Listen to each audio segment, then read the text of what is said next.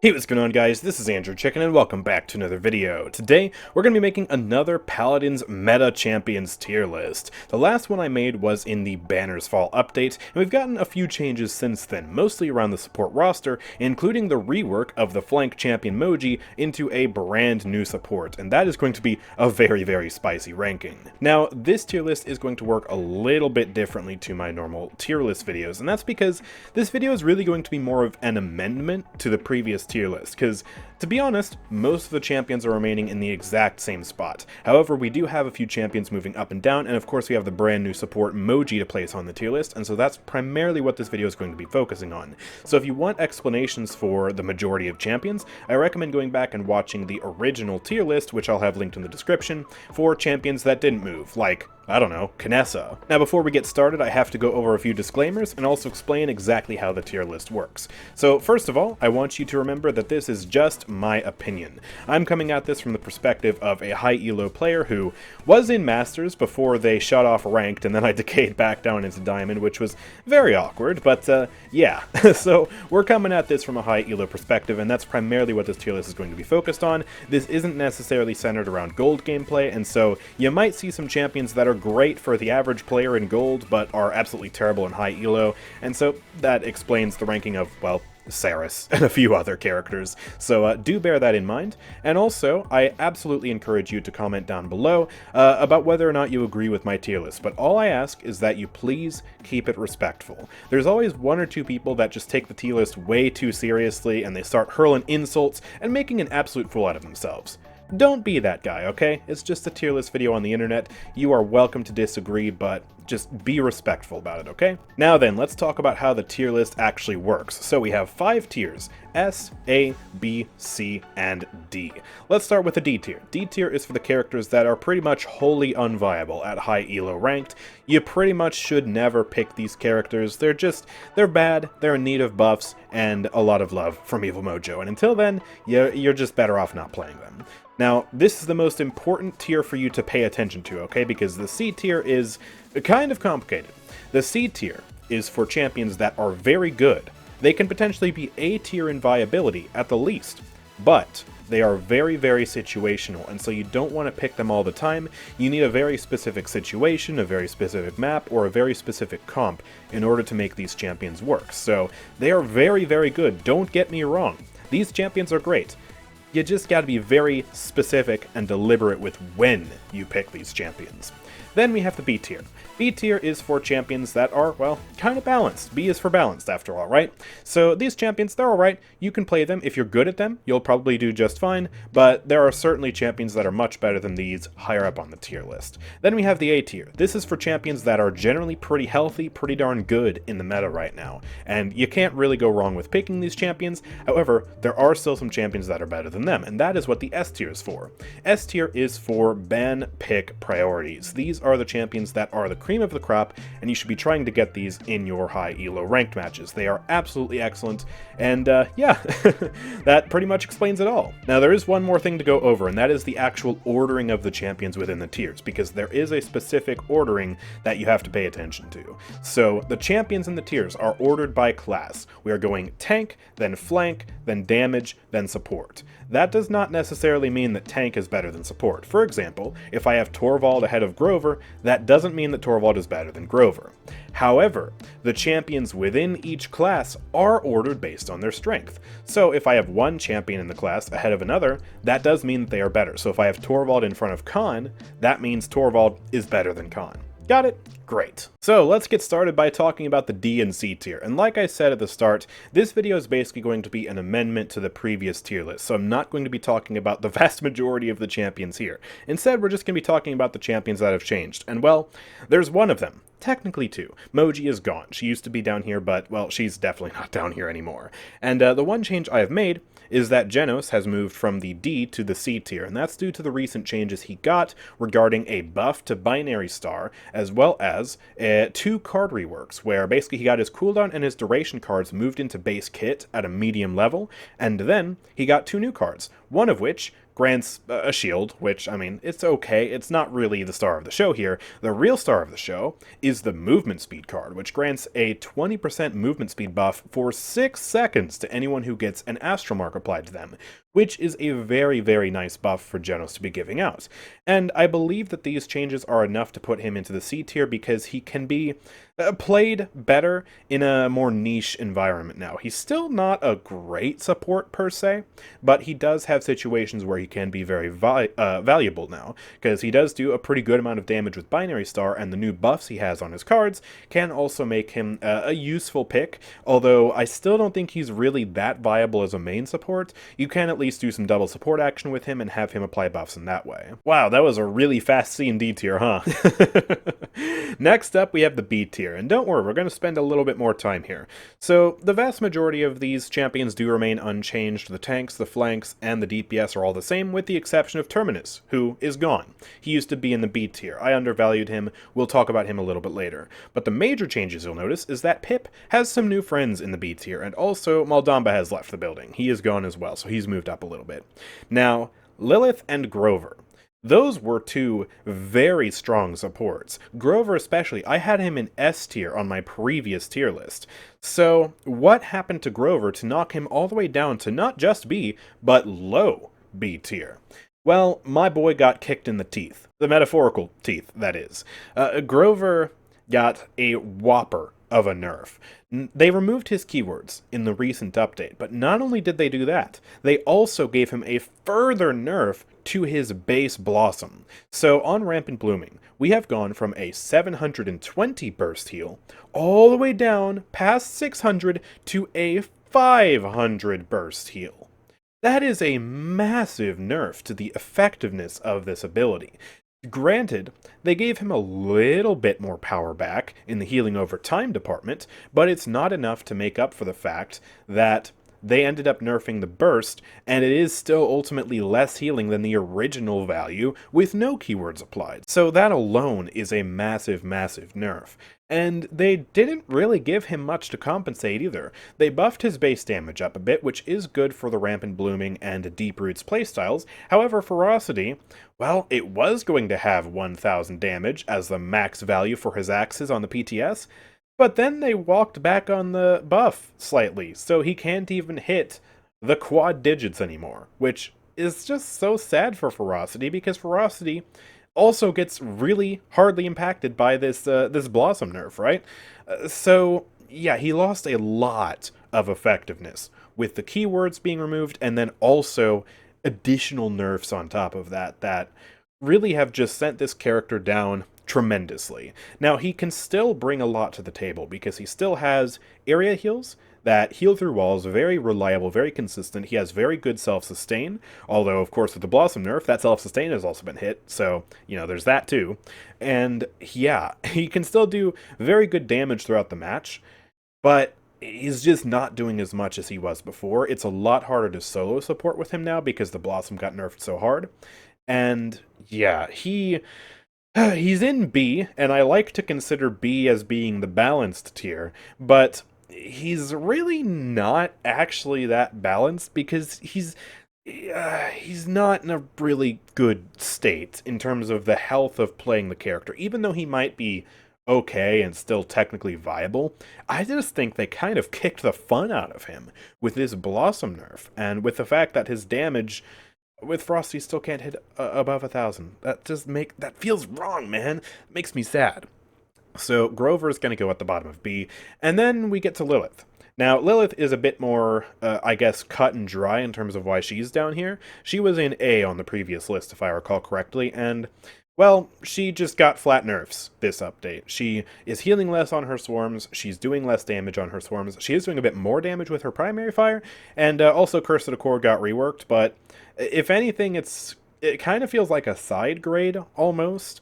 It's still hard to tell for me whether that's a buff or a nerf, what they gave to Curse of the Cord. But regardless, she's just doing less now. She also has less self-sustain because they nerfed her healing values, or her health values, excuse me, and they nerfed Blood Cannon as well. So, Yeah, because of all that, I mean, yeah, she goes down a tier. She can still do a lot, but she's not as good as she was last patch. So yeah, that explains why she's in B. And then Pip is still in B. He was in B in the last tier list, and in hindsight, I might have been undervaluing him a little bit because people have been finding a lot more success with Mega Potion recently. But he also got his keywords removed, and that ended up just being a flat nerf. They didn't give him any buffs to compensate, apart from a very small buff to Catalyst. So, yeah, because of that, I feel kind of comfortable just leaving him at the top of B tier right now. Maybe you could justify low A, but I think this is a comfortable position for him. Actually, I almost forgot. I think I said I didn't move any of the damage champions. I did move Omen. I got halfway through recording the A tier before I remembered, hey, Omen moved. Oh my gosh. That's a bit silly of me. So Omen is in high B tier now, and previously I did have him in the D tier, because he was absolute trash, but between the last tier list and now, they've actually fixed this champion. See, he had a problem where his shotgun was ridiculously inconsistent, and that caused him to do basically no damage. Like, you would sometimes hit your full damage, and that was good, but a lot of the times you would be hitting not even half of your full damage. Sometimes you'd even be getting double digits with the guy. He was an absolute mess, and they fixed that recently, and now Omen is back to doing a ton of damage, especially if you play him with the right playstyle. Some people have been playing Umbral Lance with more. Some people have found more success with Binary Void and more, but regardless of how you play him, he's back to doing a ton of damage now, and I think that damage makes him a pretty comfortable high B tier spot. I don't think he is an all-star in the same way that someone like, I don't know, Bomb King, Willow, or Leon are right now, who are, you know, my S tier champions, right? But, I do think he is still capable of doing a lot, and I've definitely made the mistake of underestimating him quite a few times this update, and I've been like, oh, it's just Omen, I can dive him, whoa, why did I take all this damage, oh my gosh. So, definitely don't sleep on the character, and I think high B tier is a very comfortable spot for him. Now let's move on up to the A tier. Gosh, we reached the A tier in record time for one of these tier list videos. Feels weird kind of keeping it short, but if I were to just talk about every single champion, I'd be repeating the exact same video that I've already made for another hour, because that video was 50 minutes long, and I don't need to waffle about 90% of the champions here, so let's just keep talking about the champions that I have moved. And we have a few additions here. So you'll notice in the tank category, gosh, most of the tank classes in this tier. If you guys have been watching my channel recently, you know that I think tanks are really good. I am super happy with the balance in the tank class right now, because most tanks are viable. Even the tanks I put in B tier are viable. So, yeah. I just absolutely love that, and that's why most of the tanks are in A tier, because you can play any one of these tanks and you can find great success. You can find great success with the ones in B tier. You can even find success with the ones in C tier if you really know what you're doing. That's why they're in C tier, because you have to really know what you're doing and play them in the right situation. But yeah, we have two additions to the tank roster in this tier, and those are Fernando and Terminus. So Terminus has gone up a tier, while Fernando has gone down a tier. So let's talk about Fernando first. In my opinion, Fernando is still an excellent tank. However, they did nerf his base shield in a hotfix, and so that really affects the Scorch and Formidable playstyles. It doesn't affect the Aegis playstyle. And that shield nerf has definitely hampered his effectiveness compared to what originally made him an S tier in the first place. Because what put him up into S tier in the Banners Fall tier list was that they put the old version of Aegis into base kit. So all of a sudden he got the ability to toggle a very strong shield on Scorch, and it allowed him to have incredible damage, incredible ultimate charge, while still having a beef-tastic shield that is capable of blocking just so much damage. And so they nerfed the health of the shield by 1,000 in a hotfix. And he is still a very effective tank with Scorch. Go watch my recent ranked video if you want to see just how good that can be. Scorch is still incredible. But I don't think it's quite S tier material anymore. Still very, very good. That's why I have him at the top of A tier. But it does have its weaknesses, and you do need to be very smart and know what you're doing and manage your shield properly to play Scorch now. You can't just be all willy-nilly and lax with it anymore. So, and I think that's a very fair nerf, honestly. Like, he shouldn't be staying in S tier the entire time. We do need to allow the other point tanks to be good too. So, yeah, I'm happy with his position now, honestly. I think Fernando's in a pretty comfortable state, balance-wise. And then next, we have Terminus. Now, Terminus, if I recall correctly, I don't think he got a single change between last tier list and this tier list. So why the heck am I moving him? Well, I think I made a mistake in the last tier list, putting him as low as I did. I've played against a lot more Terminus since then, and I have decided that I think Terminus is worthy of an A ranking, because Terminus is a beefcake. They have done so many bug fixes to him over the past few years, as well as subtle balance changes, that cumulatively over time have actually made him a really good tank. And the most recent change to his axe, making it reliable now finally, is just the icing on the cake. So now we have a champion who has really good uptime on his power siphon, which is actually one of the best abilities in the tank class. It's basically 4 seconds of total blocking immunity in a cone in front of him. And this thing can basically just shroud a teammate or an enemy to stop the teammate from taking damage or to stop the enemy from doing damage, which is very powerful. And when you combine it with the right build, you can also get a lot of damage reduction on this guy. He can do a lot of burst damage with his Calamity Blasts. He can do consistent damage with his axe now because it's been fixed. He can generally just make a lot of space as well. And even though sometimes you don't see Terminus putting that much up on the scoreboard in terms of stats, right? Sometimes you don't see a crazy amount of damage or a crazy amount of kills. That's because a lot of his value does come from that power siphon, which doesn't show up on the scoreboard. So just because you don't see high numbers on Terminus every single match, that doesn't mean he's not contributing a lot for your team, and he can do a ton. So that's why I have Terminus in A tier now, because I undervalued him, and I think he is actually worthy of an A ranking. Alright, back to recording the A tier. If you remember the B tier, I said I forgot to talk about Omen until halfway through recording the A tier, so I've just gone and done that. Now, now it's time to talk about the supports. The reason why I remembered Omen, by the way, is I was about to say, I don't think I moved a single damage or flank champion in this tier list. That was wrong. I moved Omen. But anyways, so the supports have been moved around a little bit, and yeah, Furia and Io remain in the A tier. However, I have actually swapped their positions. I think Furia is now higher rank than Io, and the reason I think that is because if you take a look at the changes they got, Furia got some very nice damage buffs. She got a damage buff to her primary fire, a damage buff to her Wings of Wrath, and also Solar Blessing did not get a nerf, which, keep in mind, Solar Blessing is the meta for this character. Cherish is dead. You shouldn't be playing Cherish in its current state. It's very bad. If you're still doing that because you're used to Cherish being the meta in 2023, you do need to stop. Solar Blessing is just infinitely better. I'm sorry. They've changed her talents so many times, I understand if you're confused by her. But yeah, Solar Blessing is crazy, and it didn't get a nerf, so it's still doing insane amounts of healing. And that's also, by the way, a very powerful thing for her, because most other supports did get some form of healing nerf, whether it was Grover or Pip getting their keywords removed, Lilith getting nerfed, even Ying got nerfed, and also Io got nerfed. She got a Moonlight nerf, where she is now healing for 135 per tick on her Moonlight, rather than 150, so this puts her back on par with her old lifelink levels, and it's definitely a substantial healing nerf. I mean, it's not nothing. She is still very strong, and she also got a damage buff this patch too, as well as a stun cooldown reduction as well, so that's all very well and good.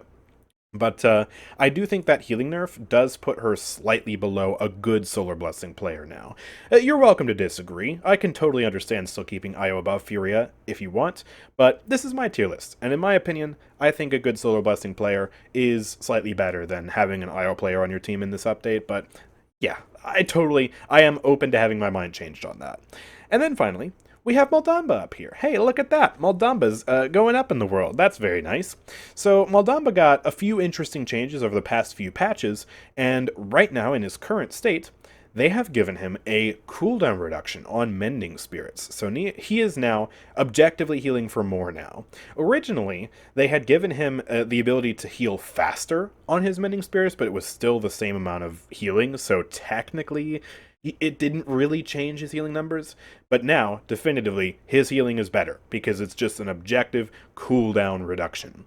So, 2.5 seconds now on it. It's small, but it's there, and it's very powerful. So, that definitely helps out a lot, and that also pairs with the damage buff that he got this patch, where now he's doing more damage on his primary fire as well. So he's doing all the normal Damba things, you know, stunning enemies, doing a lot of damage, healing a lot, but he's just doing that better now, and I think that finally gives him the justification to get a low A ranking. There are still definitely supports that are better than him, but if you compare him to the champions in B tier, I think he's better than them, and if you compare them to the champions in A and S higher, I think he's worse than them. I think this is just a nice spot to leave him at. But now, finally, we get to the S tier, and this is probably going to be the hottest take of the entire video. My S tier is exactly the same as the last tier list, except for one champion that we haven't talked about yet, and you can probably guess who that is. Well, you don't need to guess, it's on the screen right now. But of course, I am talking about Moji. That's right, I have Moji in my S tier. Oh my god, what is going on? AndrewChicken, you're washed up, you're bad at the game, what are you doing? Let me explain. So, I made a poll on my YouTube channel asking you guys what tier you think Moji is in. It got around 3,000 votes at the time of recording this video, and over 50% of people voted for A tier.